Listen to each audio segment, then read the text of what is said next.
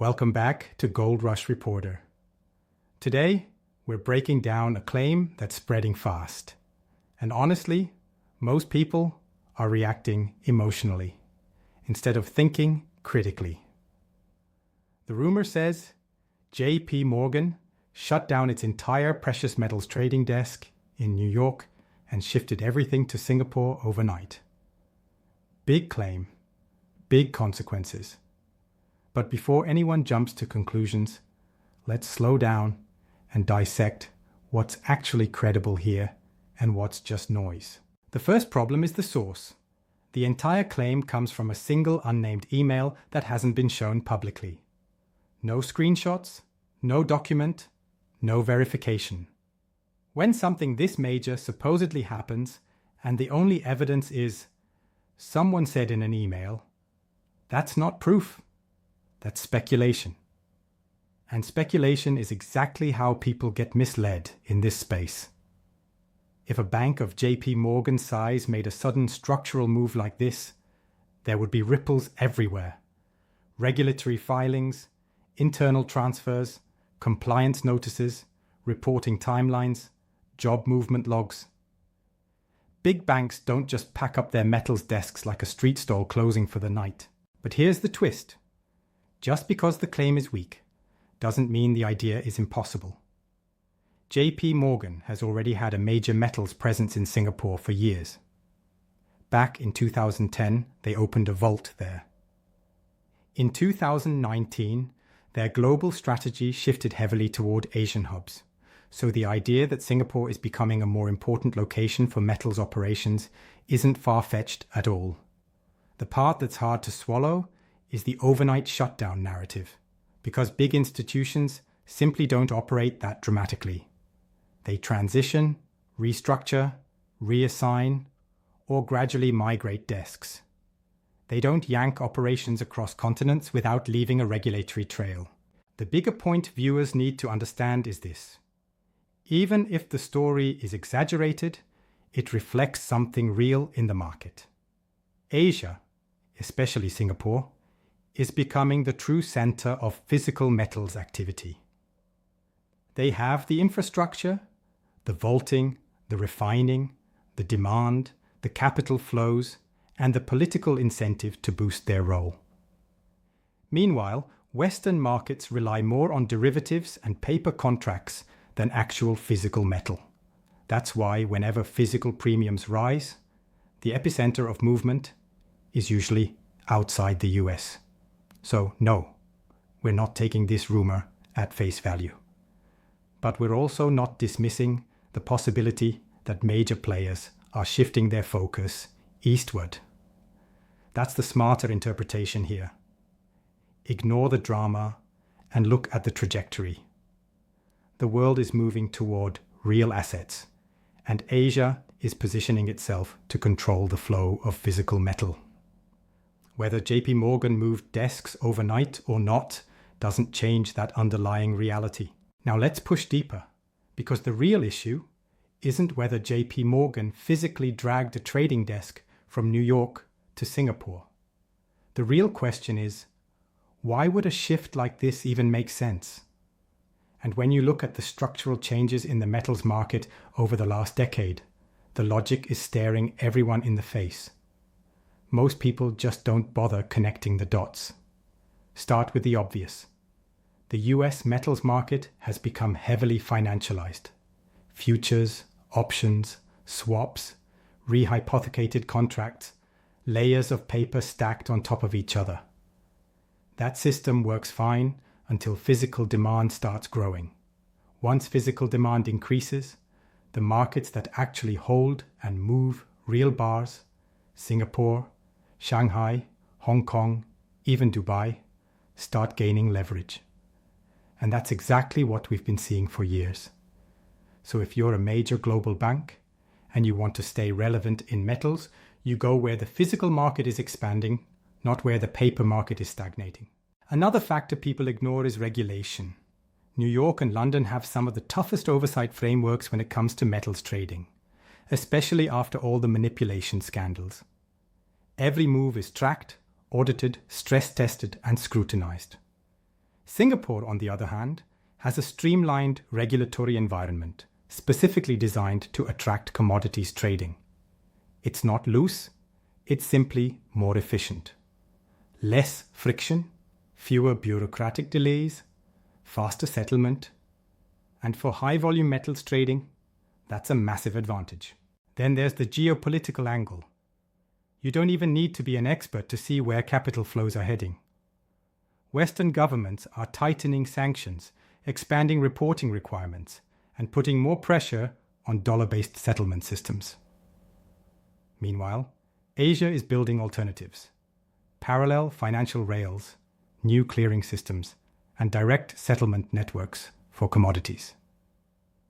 If you're running a global operation at a large institution, you absolutely reposition resources to align with where liquidity is shifting. Pretending otherwise is just denial. Now zoom out. If we assume, hypothetically, that JP Morgan is reducing New York metals activity and quietly scaling Singapore, that wouldn't be a shock.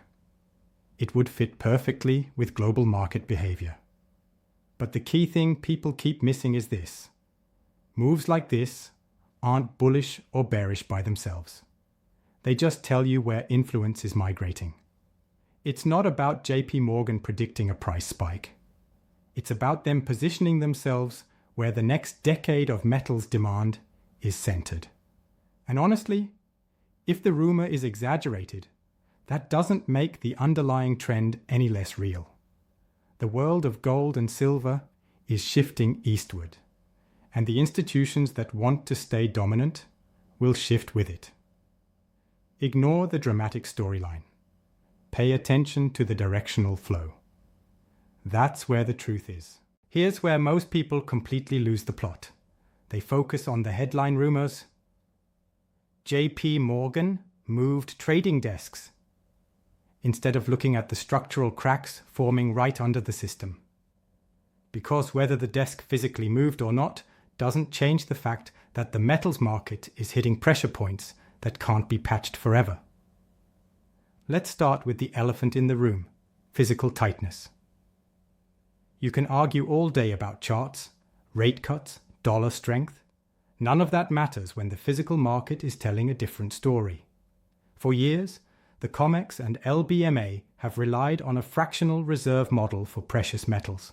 Not illegal, not even hidden. Just the way the system is built. Tons of gold and silver exist on paper, but only a fraction exists as deliverable metal. That works as long as most people choose cash settlement over physical.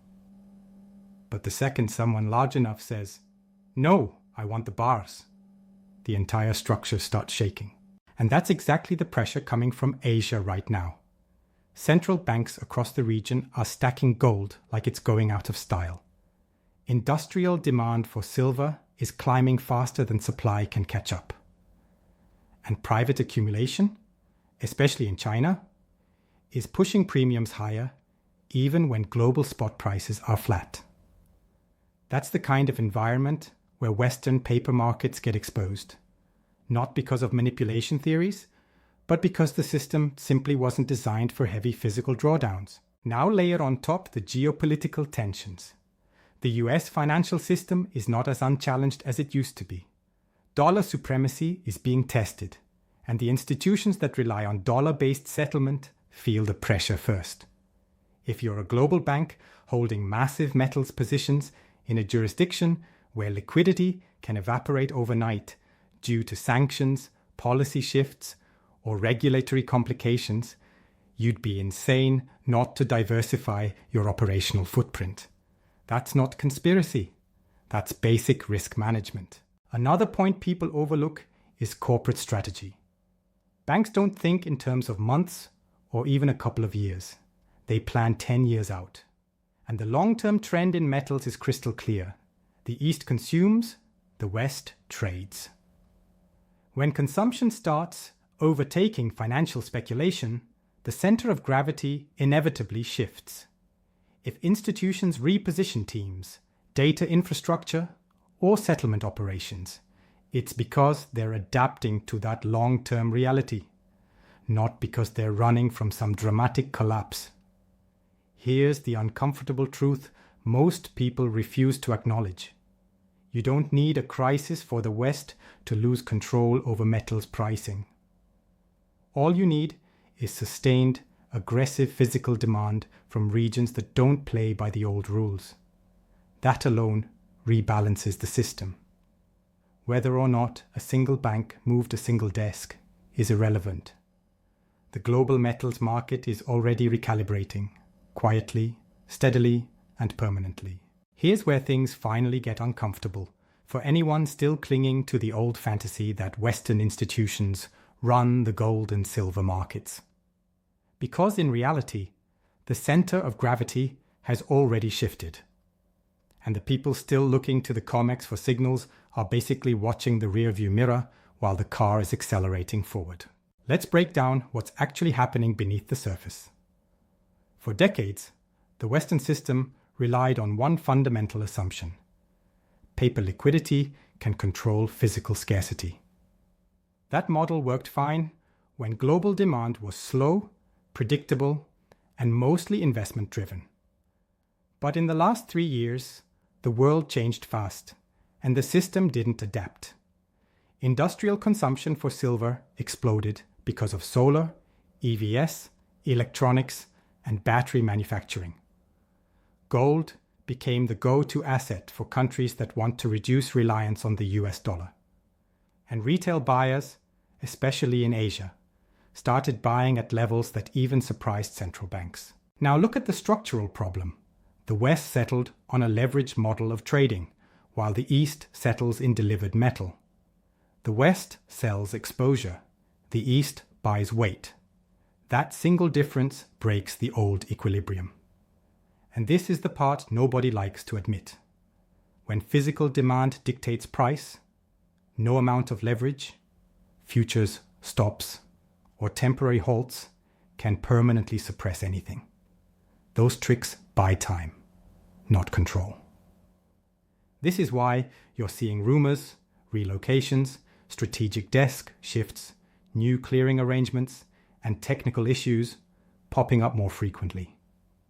They aren't admissions of failure, they're symptoms of stress.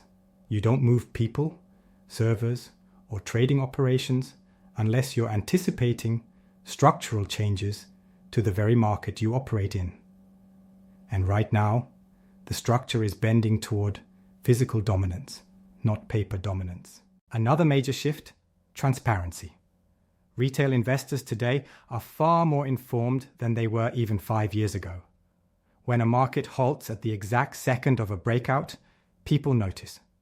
When delivery demand spikes, but reported inventories magically stay stable, people notice. When massive premiums appear in physical markets while spot is flat, people notice. Western institutions can't hide behind old narratives anymore. The disconnect is too visible. And here's the kicker. None of this requires a meltdown or a collapse. The shift doesn't need to be dramatic to be irreversible. All it takes is continuous physical offtake from regions that don't recycle metal back into the system. That's already happening. You're watching the slow erosion of COMEX's influence, not because of corruption or panic, but because physical demand is outrunning the financial engine. This is the phase where smart observers stop looking at headlines and start watching the plumbing. Inventories, settlement times, delivery requests, and the quiet structural adjustments institutions make when they see change coming long before the public does. Here's the blunt truth. This entire JP Morgan story sits in a gray zone where plausibility and speculation collide. And that's exactly why it needs a cold, disciplined breakdown instead of emotional reactions. The problem isn't that the claim is outrageous. The problem is that nothing about it is verifiable yet. And if you're serious about understanding precious metals, you can't build conclusions on anonymous emails and dramatic narratives. If a major institution actually relocated its entire New York precious metals desk to Singapore overnight, including families, offices, and infrastructure, that wouldn't stay quiet for long. large-scale corporate migrations leak instantly because too many people are involved. Traders talk, HR talks, compliance talks, contractors talk. This isn't a two-man operation in a basement. 50 families do not disappear silently. So until real documentation appears, internal memos, regulatory filings, staffing updates, or actual on-the-ground confirmations, the only reasonable stance is skepticism, not belief and not denial. That's where disciplined investors stay, in the uncomfortable middle, waiting for evidence. Now, here's what actually matters. Even if this specific rumor turns out to be exaggerated or outright wrong, the underlying trend it points toward is absolutely real. The global epicenter of physical gold trading is shifting east. Not because of scandal, but because that's where the demand is. That's where the central banks are accumulating, and that's where physical flows dominate financial derivatives. The West still pretends that futures dictate reality, but in the real world, metal moves where buyers are willing to pay, not where paper says the price should be. This is why you're seeing more regulatory scrutiny, more unusual trading halts, more technical issues, and more questionable timing around market events. Institutions adjust quietly, long before headlines catch up. Ordinary investors always hear the story last. And that's exactly why you should force yourself to verify everything and assume nothing. The biggest mistake people make in this space? Getting emotionally attached to a narrative. The collapse narrative, the manipulation narrative, the overnight shutdown narrative, all of them can cloud judgment. Precious metals investing requires you to detach your feelings and stick to hard data. Physical demand, flows, inventories, premiums, and central bank behavior. Everything else is noise until proven otherwise. So here's the real takeaway. Don't let dramatic rumors distract you from what actually moves these markets. The fundamentals are already telling you the truth. Slowly, quietly, relentlessly. And if this JP Morgan story eventually proves real, fine. It'll be major. But if it doesn't, nothing changes about the long-term trajectory of gold and silver. The shift is already underway. Thanks for watching. If you've got verifiable information, credible sources, or anything that adds clarity to this story, drop it in the comments. Not guesses, not rumors, actual evidence. Make sure to like, share, and subscribe so you don't fall behind the real developments happening in precious metals. Stay sharp, stay skeptical, and I'll see you in the next one.